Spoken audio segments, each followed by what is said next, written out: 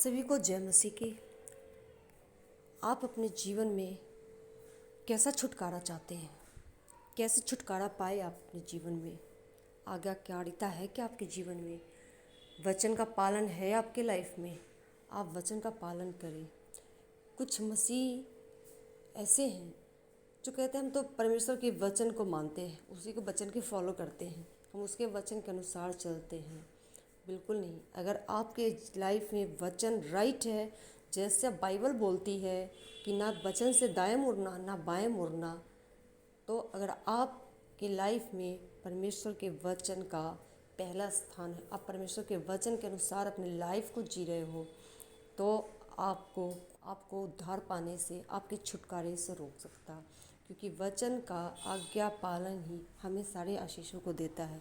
खुदावंद किसी भी ऑफरिंग से या किसी 10% से, किसी हमारे प्रार्थना करने से या हमारे रोज़े रखने से वो इतना खुश नहीं होता जितना कि वो अपने वचन के माने जाने से खुश होता है, प्रसन्न होता है। बहुत से मसीह हैं ऐसे, पर वो वचन को फॉलो नहीं करते हैं। वो सिर्फ उतनी देर फॉलो करते हैं जितनी देर की वो परमेश्वर के घर में होते हैं। परमेश्वर के घर से निकलते ही वो उसी काम को करते हैं जो उनका मन करता है, जो उनके रिश्तेदार कहते हैं, जो उनके दोस्त फ्रेंड कहते हैं, जो उनका दिल करता है वो वही करते हैं, जो उनको अच्छा लगता है। वो कभी परमेश्वर की वचन से नहीं करते कुछ भी। वो कहते तो हैं कि मैं परमेश्वर के वचन में चलता हूँ, पर उनके लाइफ में जो प्रॉब्लम आती, फिर उन्हें समझ में आती कि ये उनकी प्रॉब्लम क्यों है, कहाँ से है, किस लिए है। वचन जहाँ पे टूटेगा वहाँ शैतान ही आपके लाइफ में इंटर करेगा। शैतान वचन को तोड़ने के लिए बहुत ही कोशिश करता है। आप जब जब वचन में चलोगे, वचन के अनुसार अपने कामों को करोगे, शैतान आपके लाइफ में एंट्री करेगा और वो आपको वचन को तोड़ने के लिए बहुत ही कोशिश करेगा।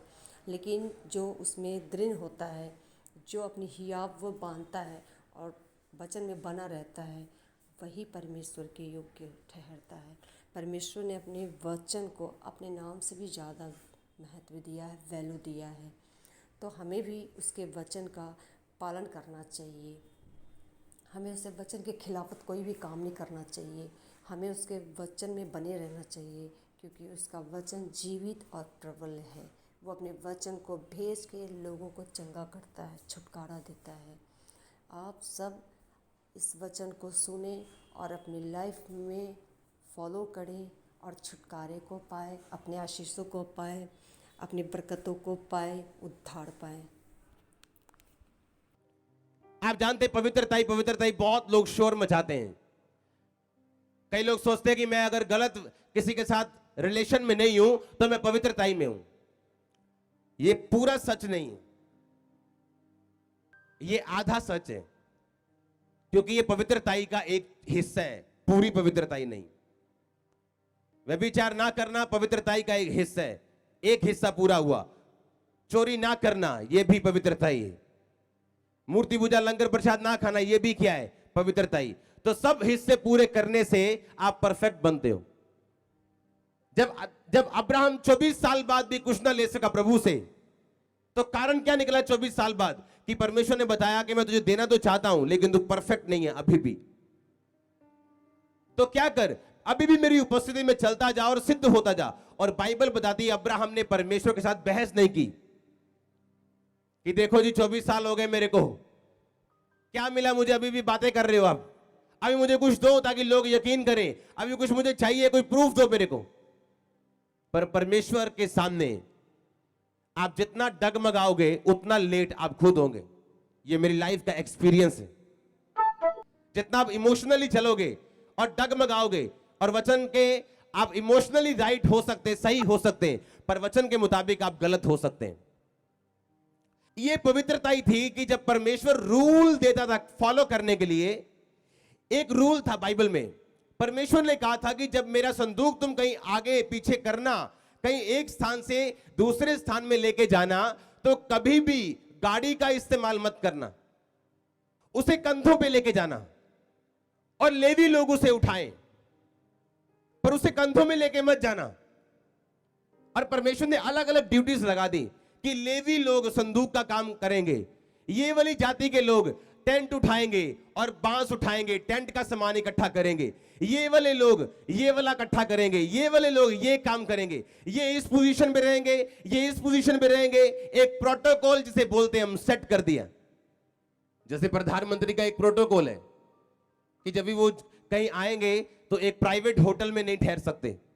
अगर वो जलंधर में आएंगे तो एक सीएम प्राइवेट होटल में नहीं ठहर सकता, ये उनका प्रोटोकॉल है। उन्हें गेस्ट हाउस में ठहरना पड़ता है, सरकारी बिल्डिंग्स में जो गेस्ट हाउस उनके लिए बने उन्हें वहां रहना पड़ता है, ये प्रोटोकॉल है उनका। प्रभु ने प्रोटोकॉल ठहराए और बाइबल बताती जब ये प्रोटोकॉल टूटता था वो बंदा जितना मर्जी ऊंचा नीचा क्यों ना हो उसे सजा मिलती थी। बाइबल बताती जब परमेश्वर का संदूक एक नई गाड़ी पे चढ़ाया, पता नई गाड़ी पे क्यों चढ़ाया? क्योंकि दाऊद सोचता था कि परमेश्वर का संदूक नहीं नहीं नहीं, मैं खुदा से प्यार करता हूं, इतना पैसा मेरे पास, गाड़ी में लेके जाओ, जबकि गाड़ी अलाउ नहीं थी। तो परमेश्वर को आपकी सपोर्ट नहीं चाहिए जहां उसको नहीं चाहिए। आप इतने बड़े नहीं हो अभी कि प्रभु को सपोर्ट कर सको उसके वचन के बाहर जाके और बाद में बोलो मैंने तो फलाना काम किए, मैंने इतने काम किए। नो, जो प्रोटोकॉल सेट किया गया परमेश्वर को उसी हिसाब से चाहिए था। पहले दाऊद की गलती यह थी कि जब परमेश्वर ने कहा था कि तुम जो संदूक है उसे कंधों पे लेके जाओगे, गाड़ी पे लेके नहीं जाओगे। वो गाड़ी हाँक रहे थे और बैलों ने ठोकर खाई और संदूक गिरने लगा और उज्जा ने हाथ पकड़ के संदूक थाम लिया। अब इमोशनली तो उसने अच्छा किया, अगर परमेश्वर का संदूक जमीन पे गिरता तो एक बुरी बात थी, हाँ या ना? अब कौन चाहता है उसका धार्मिक संदूक जिसमें परमेश्वर के हाथ की लिखी हुई पट्टियां हैं वो जमीन पे गिरे? तो परमेश्वर को तो उसे इनाम देना चाहिए था, उज्जा भाई ये ले इनाम क्योंकि तूने मेरा संदूक गिरने से बचा लिया। पर लिखा परमेश्वर ने उसे मार दिया और दाऊद अप्रसन्न हो गया, कहता ये क्या बात हुई? उसने तो तेरा काम किया है, तेरे संदूक को डिस्ग्रेस होने से बचा लिया, उसे गिरने से बचाया और तूने उसे मार दिया।